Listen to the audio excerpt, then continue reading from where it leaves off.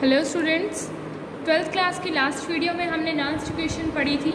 आज हम equilibrium constant from नॉन्स equation पढ़ेंगे। नॉन्स इक्वेशन किससे इक्विलिब्रियम कांस्टेंट कैसे हम ऑब्टेन करते हैं और वो क्या होता है। जो गैल्वेनिक सेल है उसमें कोई भी वर्किंग जो होती है कंटिन्यू वर्किंग नहीं होती इंडेफिनेटली, और वो वर्क करना थोड़े टाइम बाद बंद कर देता है। इसी की वजह से जो रिएक्शन है वो प्रोग्रेस में नहीं आ पाती और वो कंसंट्रेशन ऑफ कैटायन है कैथोड के आसपास वो भी रिडक्शन में चेंज हो जाती है। तो जो सेल है जो जिसमें हम लेते हैं Zn2+ और कॉपर, जो फ्लो ऑफ इलेक्ट्रॉन है from zinc to copper stop हो जाता है जब Zn से इक्वल बन जाता है, इलेक्ट्रोड कॉपर के इलेक्ट्रोड के इक्वल बन जाता है। इस सिचुएशन में जो कंसंट्रेशन है Zn2 की एक्वस सॉल्यूशन की और कॉपर की, ये कंसंट्रेशन बिल्कुल इक्विलिब्रियम में आ जाती है Zn+Cu2+Zn2+Cu। तो जो इक्विलिब्रियम है वो इस एक्सप्रेशन से हम दिखा सकते हैं Kc would be equal to Zn2+/Cu2+। जो कॉपर है और जिंक है दोनों के लिए यूनिटी के इक्वल रहेंगे, दोनों की कंसीडरिंग जो हम कंसीडर करेंगे कंसंट्रेशन यूनिटी के इक्वल रहेगी इनकी। अब हम इस पर अगर अप्लाई करते हैं नॉन्स इक्वेशन जो हमने लास्ट में पढ़ा था, पिछली वीडियो में हमने पढ़ चुके हैं नॉन्स इक्वेशन को अप्लाई करने का तरीका। अगर हम इसमें उसको अप्लाई करते हैं तो हमें कैसे आगे मिलता है अप्लाई करने के बाद, ये अब हम देखेंगे। इसमें जब हम शुरू में इसको अप्लाई करते हैं तो पहले हम जो नॉन्स इक्वेशन की फॉर्म होती है डायरेक्ट उसी को लिख देते हैं कि वो कैसे होती हैं, हम उसको कैसे ऑब्टेन करेंगे आगे हम देखते हैं। अभी ई सेल जब हम उसमें लेते हैं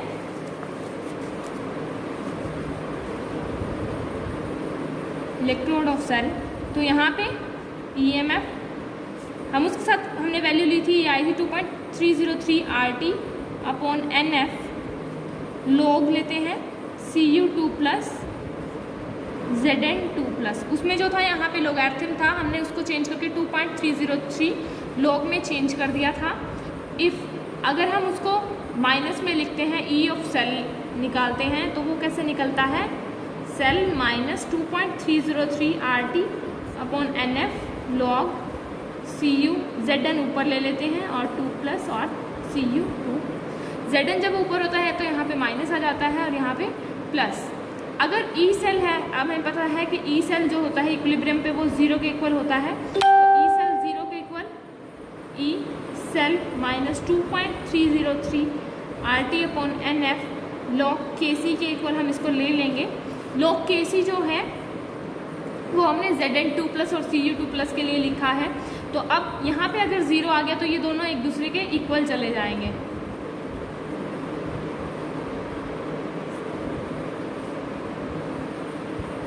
लॉग Kc। अब हम लेते हैं इसके लिए वैल्यू R की वैल्यू लिखते हैं। R की वैल्यू जो होती है 8.314 जूल पर किलो पर मोल। F की वैल्यू जो होती है Faraday constant, that is equal to 96,500 coulomb per mole.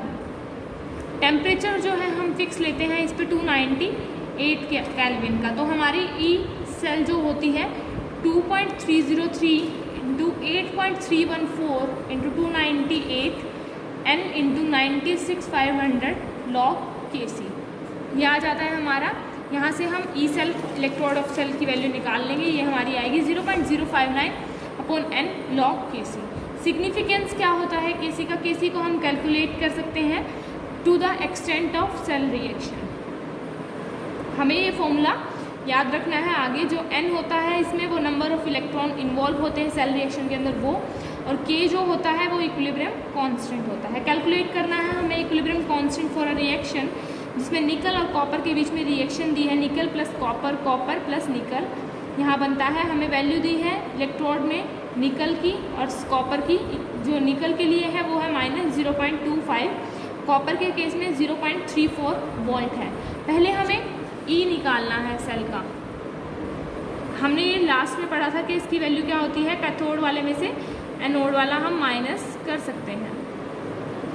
Cathode वाले में से जब एनोड वाला माइनस करते हैं तो कैथोड में क्या है, कॉपर, एनोड पे कौन सा है, निकल। तो इसकी वैल्यू दी हुई थी हमें 0.34 वोल्ट और इसकी दी हुई है -0.25, तो माइनस माइनस प्लस, इसका आंसर आया 0.59 वोल्ट। अब एन की वैल्यू इन्होंने हमें कितनी दी है, 2। यहाँ पे n 2 हो रहा है तो हम क्या होते हैं, नंबर ऑफ इलेक्ट्रॉन कितने इन्वॉल्व हो रहे हैं 2, तो n की value 2 log Kc would be equal to, log Kc की वैल्यू निकालनी है हमें, log Kc की वैल्यू है n/0.059 into E of cell,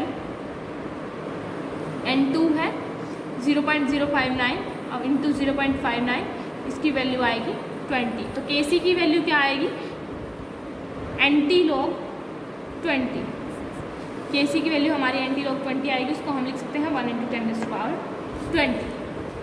next जो हमारा टॉपिक है that is electrochemical cell and Gibbs free energy of the reaction और Gibbs energy of the reaction. एक गैल्वेनिक सेल जो होता है वो सोर्स होता है इलेक्ट्रिकल एनर्जी का। जो इलेक्ट्रिकल एनर्जी है वो हम डिफरेंट काइंड्स ऑफ वर्क के लिए यूज़ कर सकते हैं। अनलाइक हीट एनर्जी जो होती है, इलेक्ट्रिकल एनर्जी को कन्वर्ट भी कर सकते हैं वर्क में।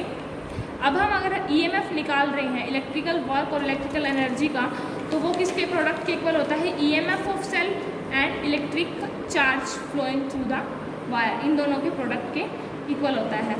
अगर हम ट्रांसफरेंस की बात लें 1 मोल ऑफ इलेक्ट्रॉन में, तो जो क्वांटिटी होती है इलेक्ट्रिसिटी की वो होती है 1 फैराडे। 1 फैराडे की वैल्यू हमने पढ़ी थी 96,500 कूलम होती है। अगर n mole of electron transfer हो रहे हैं सेल रिएक्शन में, तो जो चार्ज होगा वो होगा n × F, टोटल चार्ज हमें होगा मिलेगा जो वो NF होगा। अब अगर हमें पहले ही हमने पढ़ लिया था कि जो W इलेक्ट्रॉन की हम बात कर रहे हैं वो E सेल और EMF की बात कर रहे हैं, तो यहाँ पे NF × E सेल आ जाएगा। अब जब हम गिब्स एनर्जी की भी बात करते हैं, तो गिब्स एनर्जी जो होती है वो ये होती है, डिक्रीज ऑफ गिब्स एनर्जी की बात कर रहे हैं हम इसमें, तो ये आएगा माइनस में। और इससे क्या होगा, इलेक्ट्रिकल वर्क प्रोड्यूस होगा जो इसके इक्वल होगा, बिल्कुल ये इलेक्ट्रिकल वर्क है। तो ये किसके इक्वल होगा, NFE ऑफ सेल। तो डेल्टा G किसके इक्वल होगा, minus of NFE of cell. ये हमारा डेल्टा G की वैल्यू आएगी। अगर हम इसको स्टैंडर्ड गिब्स एनर्जी में चेंज करते हैं तो हमारा ये आ जाता है in case of standard Gibbs free energy या गिब्स एनर्जी चेंज। अब सिग्निफिकेंस क्या है, 2.9 इक्वेशन जो हमने ये इक्वेशन निकाली है, इसका सिग्निफिकेंस क्या है, ये क्या करता है, हेल्प करता है हमारी किस चीज़ में, to predict the feasibility of cell reaction, to predict the feasibility of cell reaction।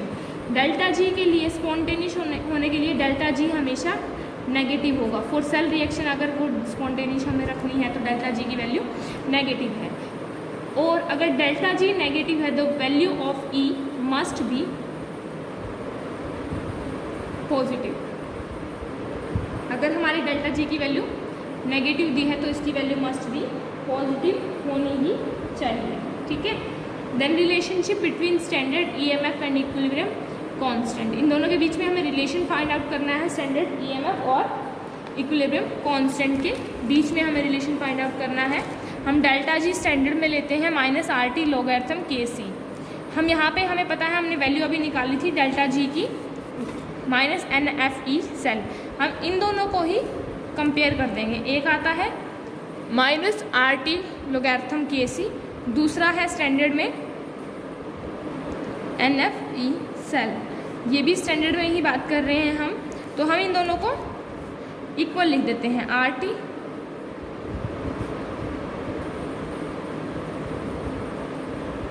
हम इन दोनों को इक्वल लिख देते हैं।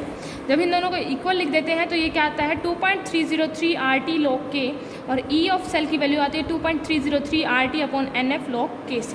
ये हमारी वैल्यू आ जाती है।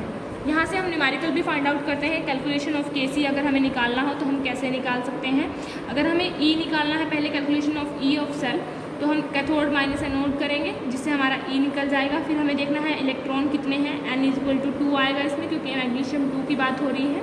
तो डेल्टा जी जब स्टैंडर्ड में निकालते हैं तो -NFE सेल, और कैलकुलेशन ऑफ Kc जब हम करते हैं तो E सेल किसके इक्वल आता है 0.059 अपॉन N log Kc, और Kc की वैल्यू यहाँ से ये आ जाती है। ये न्यूमेरिकल भी सेम इसी के ऊपर बेस्ड है सब, जो गिब्स एनर्जी और रिलेशनशिप था स्टैंडर्ड EMF और इक्विलिब्रियम कांस्टेंट के बीच में। नेक्स्ट हमारा टॉपिक है effect of opposing potential on sale reaction. जब हम Zn और CuSO4 zinc copper sulphate cell लेते हैं, स्टैंडर्ड EM उसका 1.1 वोल्ट है। जो सेल है रिवर्सिबल होता है, इसकी नेट सेल रिएक्शन ये रहती है। अब हमें कंसिडर करना है अरेंजमेंट इनका अरेंजमेंट कैसे होता है। हमें रियोस्टेट भी इसमें कपल करना है और गैल्वेनोमीटर भी, जिससे हमें पता लगता रहे कि इसका कपल करने के बाद इसमें इक्वेशन क्या क्या चलती है, रिएक्शन क्या क्या चलती है।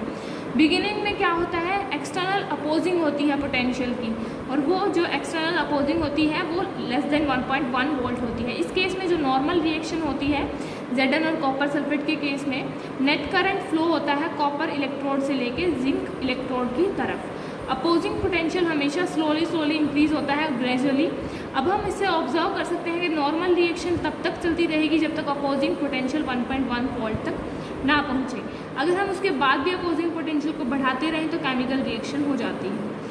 अब इसके बाद जो रिएक्शन है, जो केमिकल रिएक्शन होती है अपोज करने के बाद भी स्टिल, वो क्या होती है, हमेशा रिवर्स डायरेक्शन में होती है, और जिंक है वो रिड्यूस हो जाता है और कॉपर जो है ऑक्सीडाइज हो जाता है। फ्लो ऑफ करंट इस केस में क्या होता है, जिंक इलेक्ट्रोड से कॉपर इलेक्ट्रोड में, और जो प्रोसेस है नॉन स्पॉन्टेनियस होता है और इन्वॉल्व करता है इलेक्ट्रिकल एनर्जी को रिडॉक्स रिएक्शन के लिए। इस सिचुएशन में हम कह सकते हैं जिंक कॉपर सल्फेट सेल जो होता है स्टार्ट करता है करना इलेक्ट्रोलिटिक सेल की तरह, और जो ये फिनोमिनन है इसको हम कहते हैं रिचार्जिंग ऑफ इलेक्ट्रोकेमिकल सेल। इस पूरे प्रोसेस को हम रिचार्जिंग ऑफ इलेक्ट्रोकेमिकल सेल के नाम से जानते हैं। और जो जिंक सल्फेट सेल था, हमारा जिंक कॉपर सल्फेट सेल था, वो इलेक्ट्रोलिटिक सेल बन जाता है। शुरू में हम क्या करते हैं, अपोजिंग पोटेंशियल को लेस रखते हैं, बाद में हम उसको इंक्रीज़ करते हैं स्लोली।